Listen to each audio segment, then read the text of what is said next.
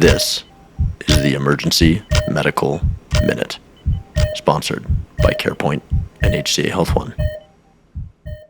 Good morning. So today we're going to talk about COVID-19.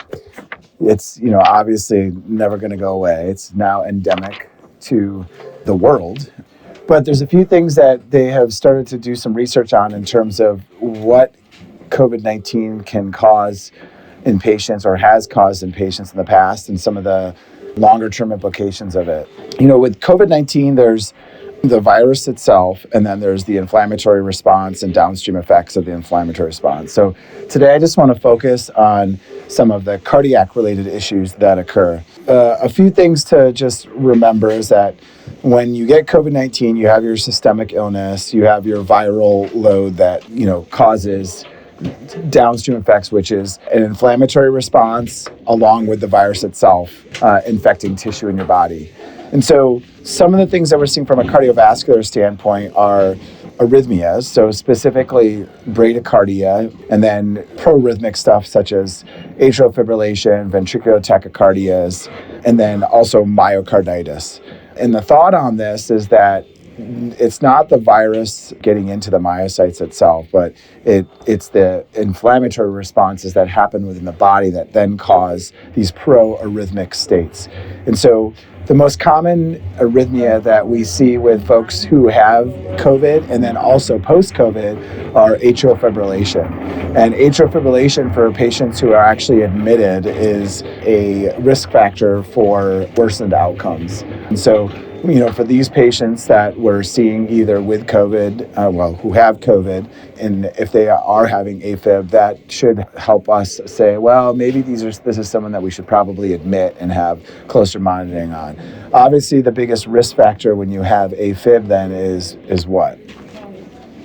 Strokes, right? So making sure that we are anticoagulating these folks to decrease the downstream long-term effects is important. The other piece is the pro-inflammatory response also causes some injury to myocytes, which then can cause fibrosis, which then keeps these folks in having arrhythmias for longer term, right? So these are long-term changes that can affect them for the rest of their lives.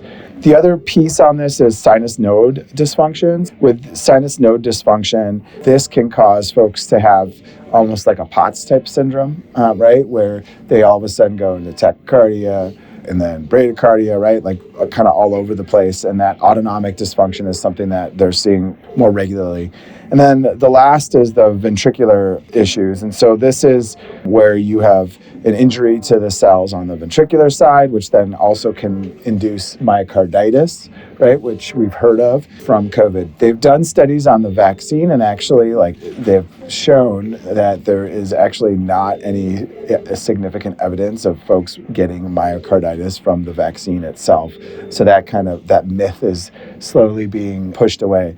So I think the big takeaway on this is that folks who have had COVID-19 or who have COVID-19 are at higher risk of arrhythmias, and many of these folks will end up having these arrhythmias long term, although majority of them resolve with the resolution of the infection. So just keep an eye on folks. This is why we put them on the monitor. See if you see anything abnormal. If you do, that portends to higher risk for worsened outcomes.